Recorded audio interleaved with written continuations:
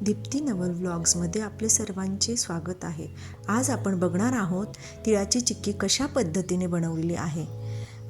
तीळ ही आपण मोजून घेतलेली आहे। 1 वाटी तीळ घेतल्यानंतर साखर आपण किती प्रमाणात घेणार आहोत ते पण बघणार आहोत। कढई ही गरम करायला ठेवावी गॅसवरती, जरा कढई कडक तापवावी आणि मग नंतर साखर ही पाऊण वाटी घ्यावी।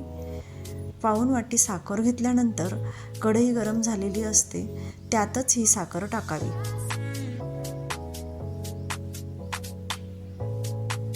साखर टाकल्यानंतर साखरेचं पाणी होतं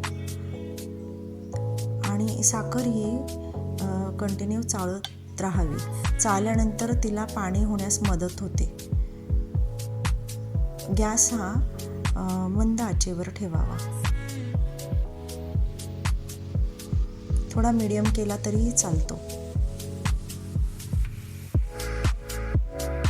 साखर ही थोडी कडक होते आणि त्यानंतर त्याला पाणी होण्यास सुरुवात होते।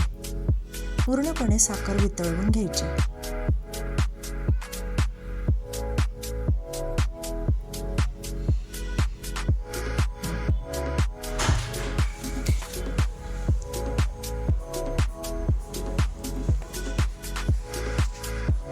ही अशा पद्धतीने साखर वितळत आहे।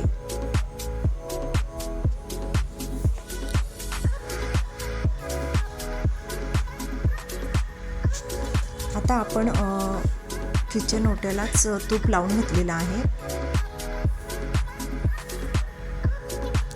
ही साखर वितळलेली तुम्ही बघत आहात। त्यात आपण तिळ टाकून घ्यायची आणि चांगल्या पद्धतीने मिक्स करून घ्यायचं। गॅस बंद करून द्यायचा।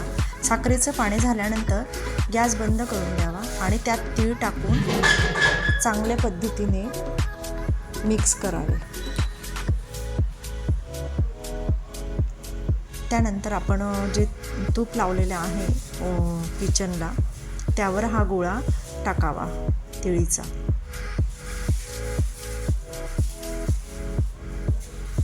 थोडी प्रोसेसर फास्ट करावी कारण की घट्ट होण्याच्या आधीच हा गोळा जो आहे तो लाटला गेला पाहिजे।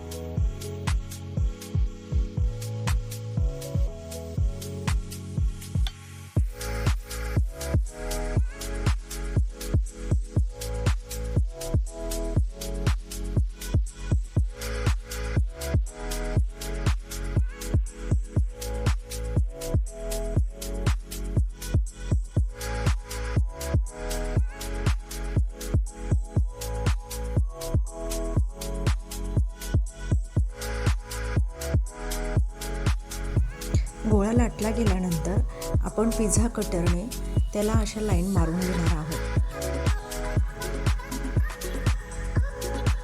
थोडं प्रेस करायचं आणि ह्या लाईन मारून घ्याव्या।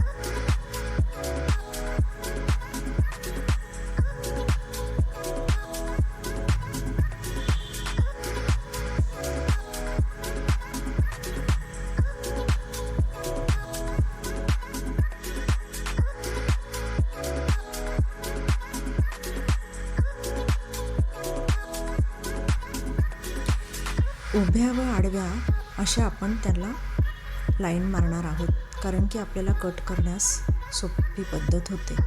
तर ह्या प्रकारे मी असे कट करणार आहे। थोडे तुकडे पडता आहेत परंतु आपल्याला पाहिजे तसे लाईन मारलेले असतात त्याप्रमाणे आपल्याला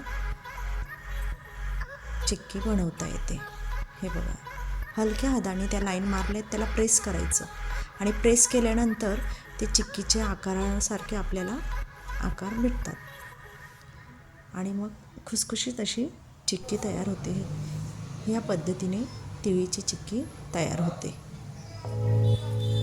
व्हिडिओ आवडला असेल तर लाईक करा। आणि सबस्क्राईब करा. थँक्यू.